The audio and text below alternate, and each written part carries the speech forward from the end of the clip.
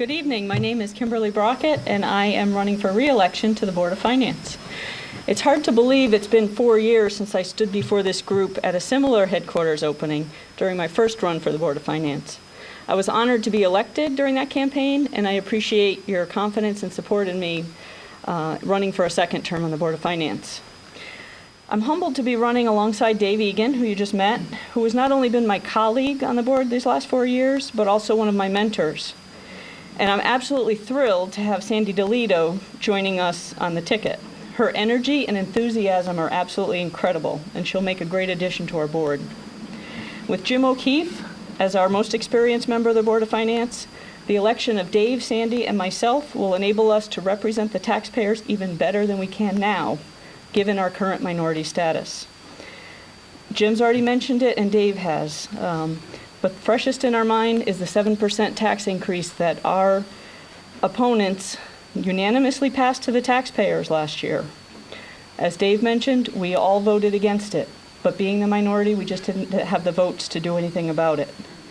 If Dave, Sandy, and I are elected, we will have the votes to do something about it. But we not only need to take the majority on the Board of Finance to present a similar situation next year, we need the majority on the Board of Ed and the Board of Selectmen as well.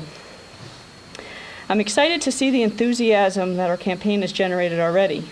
Just take a look at the Guilford Fair Parade this past weekend. We were a huge presence. I'd like to thank the many supporters who came out and marched with us or drove in the parade. Just importantly, I'd like to thank all of those in the crowd who responded so positively to our group. Personally, since I have announced my intention to run for another term on the Board of Finance, I've been overwhelmed by the outpouring of support and encouragement that I've encountered from both fellow Republicans as well as friends and colleagues, both Democrat and unaffiliated. I have heard over and over what a natural fit my background and experience is with the position on the board. A quick summary for those who forgot what I talked about 4 years ago. I'm a native of North Haven. I grew up as the 11th generation on a dairy farm there.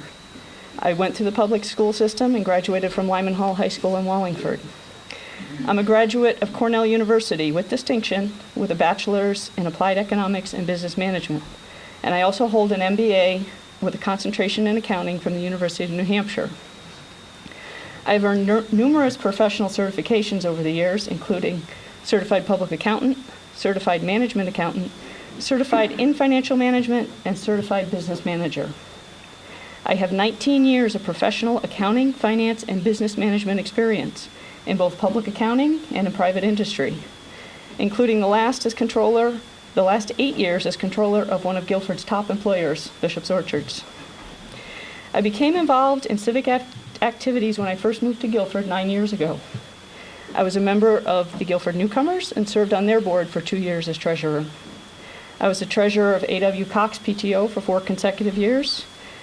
And in 2004, I was appointed to the Park and Rec Commission and served there for 1.5 years before I was elected to the Board of Finance.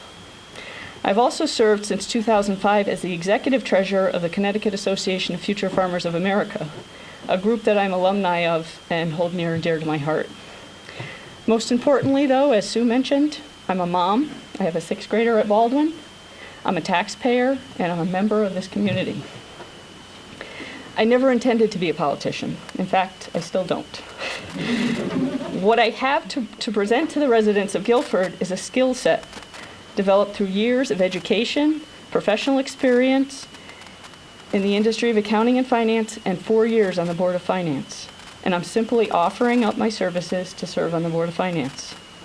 I view my role there as a steward of taxpayers' resources. I take this role extremely seriously. I promote fiscal responsibility, conservative spending, and above all, accountability and open communication. I'm not the orator that Jim O'Keefe and Dave Egan are.